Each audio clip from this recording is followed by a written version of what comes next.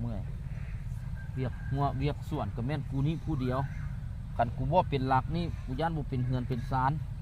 เอ้ยจะแม่นมันทุกข์มันยากมันยุ่งมันยากนำเมียผู้เดียวนี่มันนี่เนาะ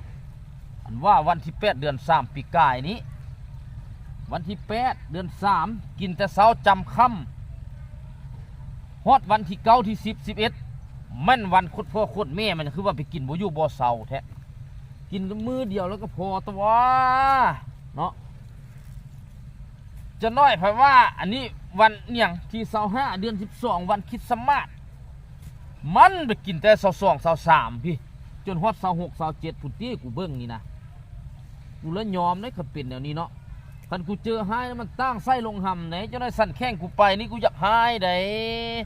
กันยามกูเว้าดีเฮ็ดดีนำละเคี่ยวเฮ็ดแม่อันนี้เวียกหัวเวียกส่วนให้กูเบิ่งคนเดียวเนาะบอยมึงไปเอื้อยมึงมาดูไปบอกมันคันกูไปนำนี่มันตั้งไหนกูบอกไหนยามกูบอกไปเอื้อนแล้วไปเอื้อนมันมารถคันกูไปแล้วกูบอกว่าวงแตกรถวงนั้นนะมันมีไผ่แน่ขาคู่มัน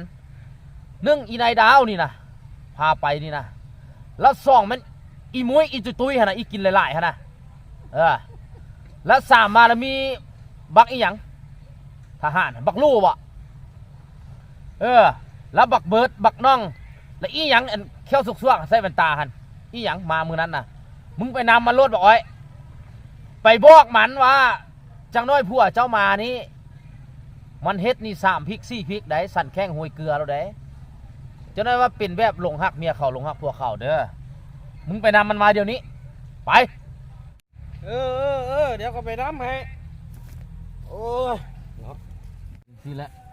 ลูกเต้าหม้อข้าวหม้อแกงนะคันกูหายนะกูบอกรถกูจะเอามันคักรถนะมันคือว่าพิลึกแท้จะให้กูเหลืออดบังอดกูแตกกูบอกรถเด้อพวกมู่พวกคู่มันคือว่าพากันกินกระดักกระดอแต่มันเป็นอีหยังมันเสลิมสลองอย่างมันดีใจอีหยังคือบ้านคือเมืองเพิ่นตัวนี้นะมึงมาแล้ววะเจ้าจมมีอย่างน้อยเจ้าจมอย่างฮะก็คือจังสิแล้วให้นาหัวส่วนนะเจ้าไปกินแต่เช้าเท่าค่ำมันเจ้าไปกับพวกนั้นเจ้ามักเข้าวะเจ้าหู้บอกคำว่าสังคมเนี่ยเจ้าหู้คำว่าสังคมบอกก็หู้อยู่สังคมแต่ว่าก็อยากให้เฮ็ดให้มาเบิ่งมาแยงซ้อยกันนี้เนาะมันได้ลงทุนเฮ็ดแล้วเนาะโลกเนี่ยเจ้าก็โลกไปละแม่เจ้าก็หู้อยู่ว่าค่อย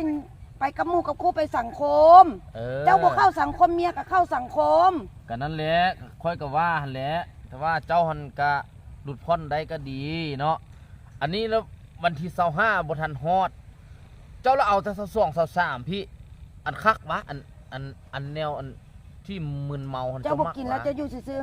เจ้าลกหญ้าไปก็บ่ได้อยู่ซื่อเจ้าอยากหยังเขาสิเฮ็ดให้เจ้ากินเจ้าอยากหยังอยู่ซื่อปากหั่นค่อยสิกินหยังมื้อแลงนี่